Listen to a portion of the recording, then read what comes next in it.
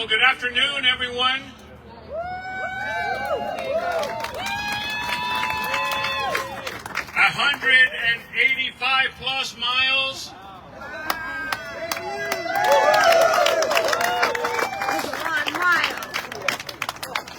From our little amazing hospital in the Yakima Nation, Astria Toppenish Hospital, to this place right here in the beautiful city of Seattle. 185 miles, a very angry Achilles heel, but we did it. We did it!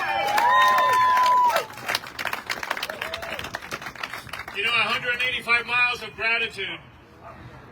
I'm grateful for everyone that joined us on the walk, that sent us their encouragement, that sent us their best wishes, that told us their story. Very grateful for the team that made this possible in, 3 weeks? Our General, Erin Sachs, where is she? There she is. And Eric Mankus. And our Captain, Alexander. Let me tell you, I can't tell you the times that I was so happy to see that narcissistic SUV with my picture on it, rescuing us with water and nutrients. I'm grateful for my family, for the rest of my children, for Devin, that's here 6 years clean.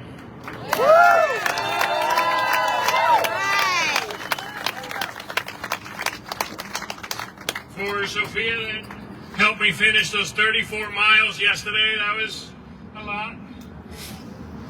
And for Isabella and Phoebe that kept on sending me pictures so I could get encouraged and keep on walking. You know, 185 miles of beauty. I went through some beautiful places, most beautiful places that human eyes have seen in this state. I think that it is time to unite Eastern and Western Washington.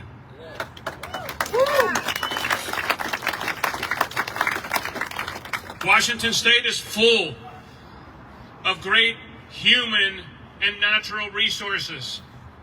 And it is up to us as Washingtonians to set the example for the rest of the country. Today marks 185 miles, and I think 398,050 steps, honoring each human being that has died of fentanyl in this state and in our country. This is a crisis that we are not paying enough attention to. And it is an honor to honor those and to tell those that are out there today in addiction that we are here to change it. We are here to open our hearts and minds and our arms and help you come back to our communities and our families.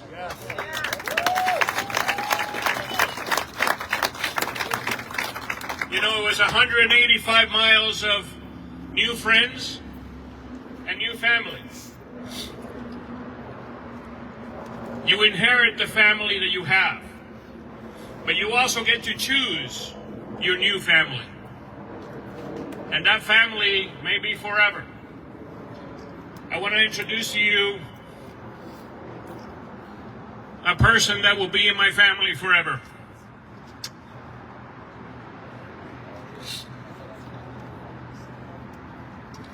Ginny Burton joined us about mile 70 in Ellensburg. And she told me, you know, Raul, we do these things and we come in as acquaintances and we leave lifelong friends. Well, like I said, she's more than a friend now. She's part of our family. She found out while walking on our first day that her son had lost his battle with mental health and had ended his life. And she chose to stay here to bring that message forward, that not only do we have problems with fentanyl, but that we have problems with mental health in this state. So I want to introduce you to someone that I fully respect, that has walked the walk for many, many years, my new sister, Ginny Burton.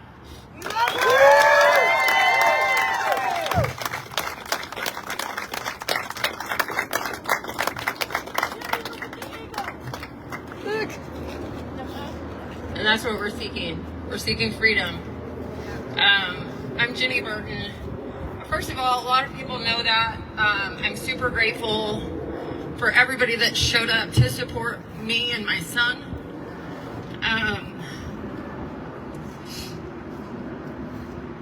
I underestimated the power of mental health. I've put such a highlight on drug addiction because of my own experience. And I come from a family that's mentally strong, even though I struggled with hopelessness in really dark places for a long time. My son didn't talk to me for a while, and when he did, he wasn't the same guy. And I thought if he could just pull himself up, if I could show him my example, that he could overcome his situation. But he made a very permanent decision to what I consider to be a temporary problem. So, I'm not really socially uncomfortable. So I got the opportunity to meet Raul, Dr. Garcia. I'll probably just always call him Raul, but I got the opportunity to meet him a number of months ago through a mutual friend. We met at the Roanoke conference in January, and I was on a panel that Brandy Cruz invited me onto, and I met this guy, and I was like, oh, okay, yeah, he's really nice, politician, whatever. And then I got the opportunity to meet him again, and we did an interview for my show.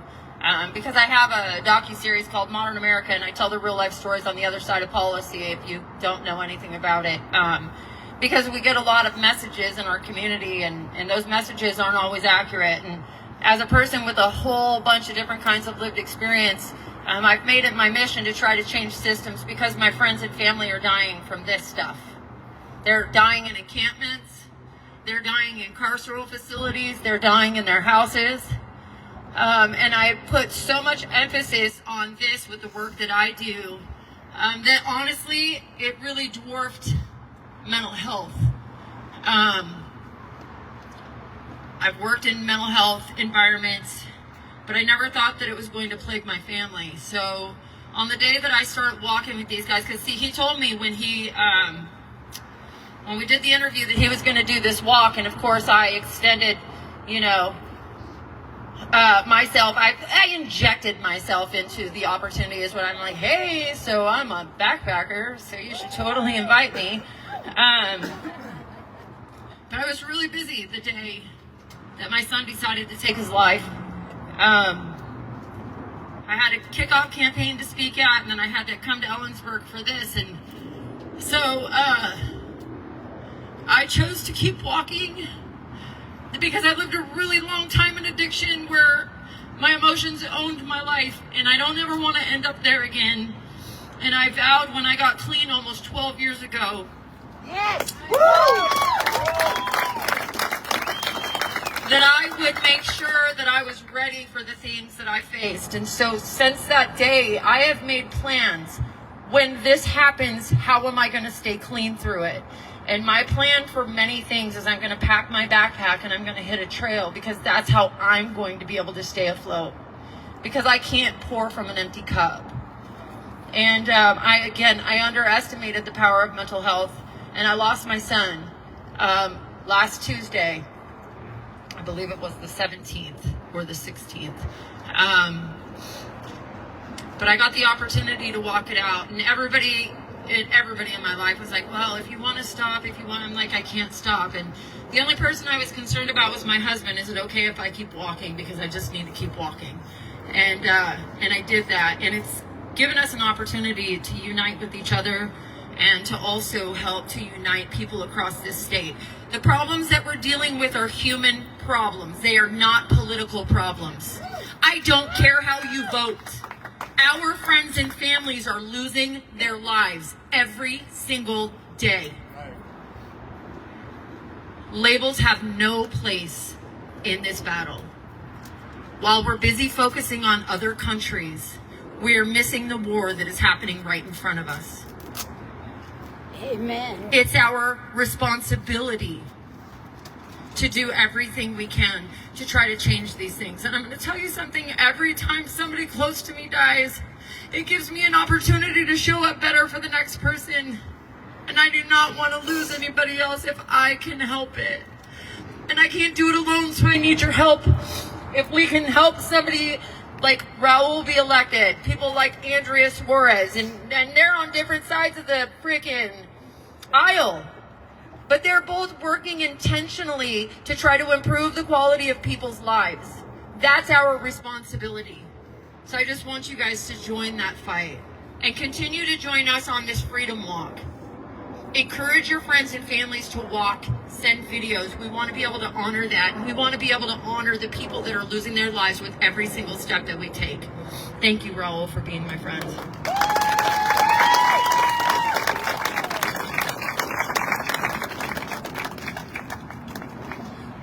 We're going to continue this walk, and as Jenny alluded to it, we're going to do something special, so this doesn't end here. All of you that walk today, all of you that are not here and want to walk to free us from fentanyl, send a video or send an email to movement@fentanylwalk.com, and we want to count everybody's miles, and we want to get to 1 million miles in Washington State walked against fentanyl. Right now, I want to introduce you to someone that, for me, has a very powerful story. When I met this lady, she said to me, "You know that I'm a lifelong Democrat, okay?" And we are great friends because she lost her daughter to this horrible killer. And I want to bring up Laura Lynch to tell you her story and why we fight so hard to get better solutions and why we're here today. My friends, Laura Lynch.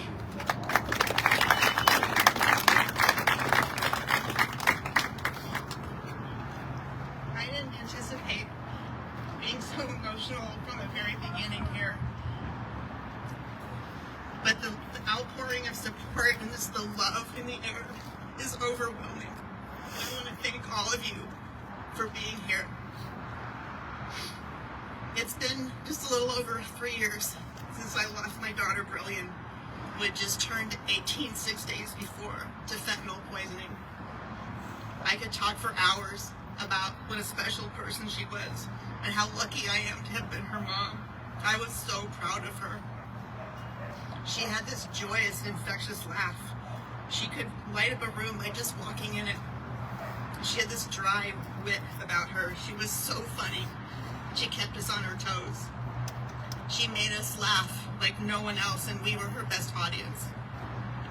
She was one of those rare people who did well at nearly everything she tried. An amazing singer, a talented artist, an accomplished cook. She was everything that I had never been. And boy, was she smart. At 18, she already had enough credits to graduate high school, and she was just 3 classes away from getting her 2-year degree at Bellevue College. Fentanyl poisoning is now the leading cause of death for ages 18 to 45. That's more than twice the lives lost from gun violence each year. Just let that sink in. 300 innocent people die every day in this country, 200 of them from fentanyl poisoning. Fentanyl pills described as prescription pills. These are people from all walks of life, young, old, rich, poor, and everything in between. It's not only what you see on the news, people lying on the streets of Seattle, the homeless. It's people like me and like you and your families. Fentanyl does not discriminate. If you think you're immune to this happening to you or your family, you're just hiding your head in the sand. It is a poisoning. It's not an overdose. It isn't like someone accidentally just took too much of it. The amount that can fit on the tip of a sharpened pencil is deadly. The DEA reports now that 70% of pills confiscated have fatal amounts of fentanyl in them. Washington State has seen the highest double-digit increases in deaths, while many other states have seen decreases, some with even double-digit decreases due to their law changes. I ask, why isn't Washington doing something? Partnering with the DEA, I've spoken to many high school students and parents. Kids need this information and they need to hear it from trusted sources. It's too late for my daughter, but it's not too late for countless other people. Young people, they think they're invincible. They need to be taught that they are not. This is a crisis of magnitude we've never seen before. You can easily get these from social media. Maps will literally show you where the dealers are in your neighborhood. And I promise you, they're in your neighborhood. They can be delivered right to your front door, and you'd never even know it. They only cost $1 or $2 now. You might want to know if I got any justice. Well, I'm one of the lucky ones, if you can say that. Initially, prosecutors thought they could charge the dealer with controlled substance homicide, to them deciding to not charge him with anything. Next to finding my daughter dead in her room, it was the second worst day of my life. Ultimately, because the work of a stellar Bellevue police detective, my persistence, and help from many people, including King County Councilman Reagan Dunn, prosecutors charged him with drug distribution. Well, this isn't much, at least it's something. That's more than most parents get. The current laws just make it too difficult to charge these dealers. Why should a grieving mom have to work this hard for justice? Texts show he knew the pills were deadly. These dealers, they all know. They know they're not pills from a pharmacy, that they keep selling them with no fear of being punished, even when someone dies. Because there is currently no punishment in Washington State that fits the crime. This has got to change, and change quickly. I strongly believe that these dealers should be charged with attempted murder for the sale of fentanyl.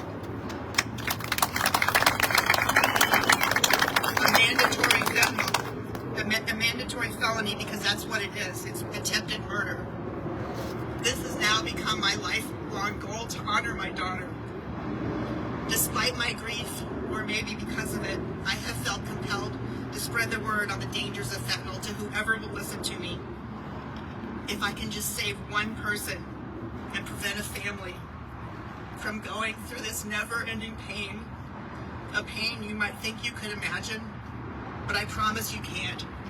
Not even close, no matter how hard you might try. It'll be worth my time and effort.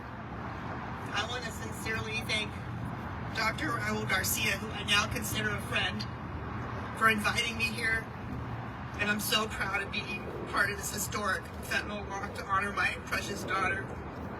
Finally someone is trying to do something in this state. I've gotten to know Dr. Garcia, and he clearly has a sincere passion for this worthy cause. He sees this devastation every day in his work in the ER, and he has my utmost respect. Please, use your power as a voter, to elect officials who really want to do something about this, and not close their eyes like it just isn't happening in this state. This is a complicated issue, yes. It'll be hard. There's no one solution. It'll require better education, treatment, ongoing support, and appropriate punishment for these people selling this deadly poison. There must be a deterrent to selling. We need people in government that demonstrate by their actions, not just their words, that they actually care about us and our families, our children. Thank you for listening to my story.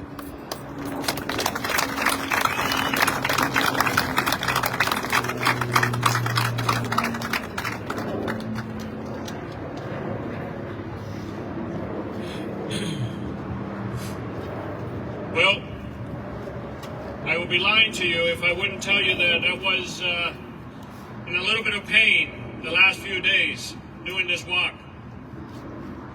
But it's certainly not to the magnitude of the pain of people losing their loved ones. America is in pain today. Losing 300 people to fentanyl. Losing people to mental health. Our communities are in pain because they can't afford their life. Ladies and gentlemen, it is time to say enough. It is time to think of the positives that we can do together. Amy Lord, 6 months clean today from fentanyl.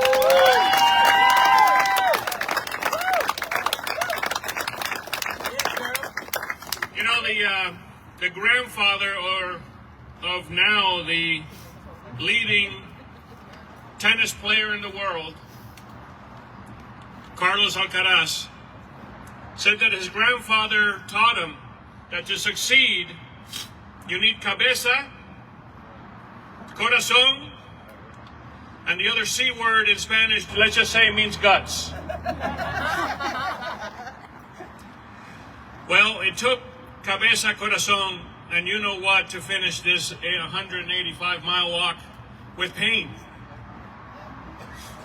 But it's just to show grit and determination that we, together, can have a better life for our families and our children when we step outside our doors in this state. It is now the time to make the impossible possible. You know, when John F. Kennedy said that we would land in the moon, there were a lot of doubters. A couple of days ago, we celebrated the anniversary of landing in that moon.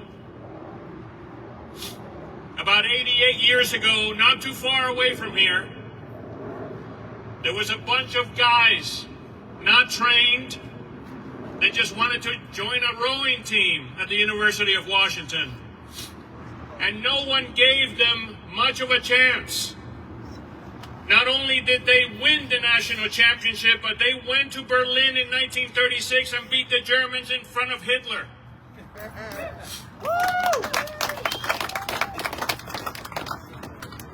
And the impossible, I tell you, today has happened,